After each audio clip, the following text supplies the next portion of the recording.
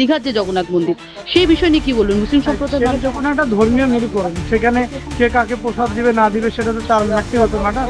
আমার মসজিদে যদি মিলাদ বা মাহফিল হয়, আমি কোথায় দিব না দিব সেটা আমার ব্যক্তিগত। মুসলিম সম্প্রদায় বাড়িতেও যাচ্ছে প্রসাদ, সেটা কে খাবে কি খাবে না জানি না, কিন্তু আমাদের ইমামরা এটাকে ভালো চোখে দেখি। বিভিন্ন সার্বিক পরিস্থিতি নিয়ে বললেন, কিন্তু বেশ কয়েকদিন আগে কালীগঞ্জের যে উপনির্বাচন, সেই উপনির্বাচনে দেখলাম আমরা একটা ছোট্ট শিশুর মৃত্যু ঘটলো বোমাবাজির জেরে। কি বলবেন? এটা মোটেই ঠিক হয়নি, এটা আমরা নিন্দা বা ধিক্কার জানাচ্ছি। তার সঙ্গে সঙ্গে অলরেডি প্রশাসনকে আমরা ধন্যবাদ দিই যে প্রশাসন অলরেডি 4 জনকে এবং 5 জনকে অ্যারেস্ট করেছে, এবং আমরা চাইবো যে মেন যে অভিযুক্ত যত সম্ভব, আমরা নাম জানতে পারলাম মাতো আলী নাকি এরকম বেশ একটা নাম, তো অলরেডি তাদেরকে গ্রেপ্তার করেছে। প্রশাসনের প্রতি ভরসা রাখুন, আশা করছি নিশ্চয়ই উনি সঠিক পদক্ষেপ নেবে বলে আমাদের। সংখ্যালঘু সম্প্রদায়ের মানুষজন আরো একটি সংখ্যালঘু সম্প্রদায়, এখানে কি শাসক দল হলে তবে কি সুরক্ষিত হতে পারে? কোনো কথা নাই, কে শাসক দল কে বিরোধী দল সেটা আমি দেখবো না। আমি দেখবো বাংলার একজন, আমার ভারতবর্ষের নাগরিক হিসাবে শুধু নয়, একজন কচি বাচ্চা ছেলে যে মারা গেছে, সে হিন্দু হতে পারে, মুসলিম হতে পারে, দলিত হতে পারে, যে মারা গেছে সে একটা মানুষ, সে একটা ইনসান। তো সে কোন ঘরে সেটা আমি দেখবো না। যেটা হয়েছে এটা মোটেই কাম্য না বলে আমি মনে করছি, এবং আগামী দিন যাতে এরকম না হয় সেই জন্য আমরা একদিকে প্রশাসন, একদিকে বাংলার মাননীয় মুখ্যমন্ত্রীকেও আমরা সেদিকে আইন শৃঙ্খলা যাতে ঠিক থাকে সেজন্য আপনাদের মাধ্যম দিয়ে আমরা আবেদন করছি।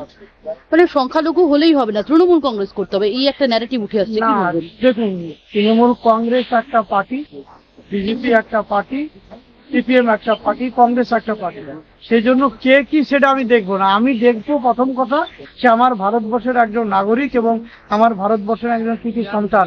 সে যখন হয়েছে এটা মোটেই কাম্য হয়নি, ঠিক হয়নি। যারাই করেছে প্রশাসন এটাকে তদন্ত করে অলরেডি 4 জনকে অ্যারেস্ট করেছে, প্রশাসনকে ধন্যবাদ জানাই। আরো যারা যারা যুক্ত তারাও যাতে অ্যারেস্ট হয় সে আবেদন আপনাদের মাধ্যমে রাখছি। হুমায়ুন কবির গতকাল গেছিলেন সেখানে, এবং যে তামান্নার মাকে আর্থিক সহায়তা করার সহযোগিতা করতে গেছিলেন, সেখানে তামান্নার মা সে অর্থ ফিরিয়ে দিয়েছেন। কি বলবেন?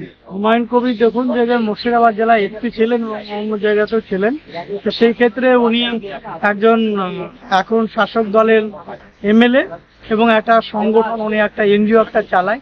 ব্যক্তিগতভাবে উনি কিছু অর্থ সহযোগিতা করতে গেছিল, তার ব্যক্তিগত ম্যাটার, কিন্তু সে নিবে কি নিবে না সেটা তো তার ম্যাটার।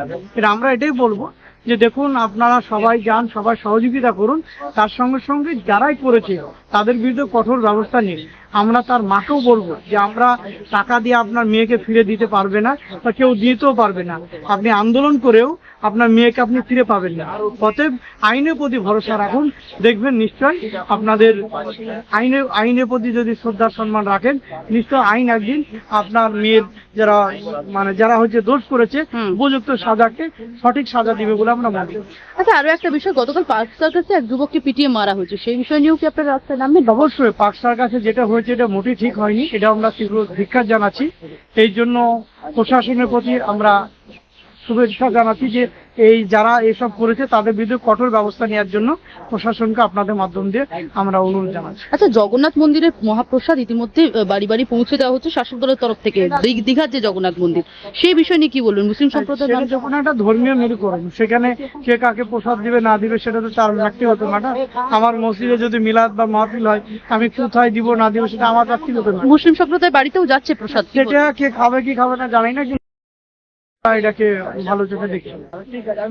মানে এই যে প্রসাদ বাড়ি বাড়ি পৌঁছে দেওয়াটা কিভাবে দেখছেন? এটাকে আমরা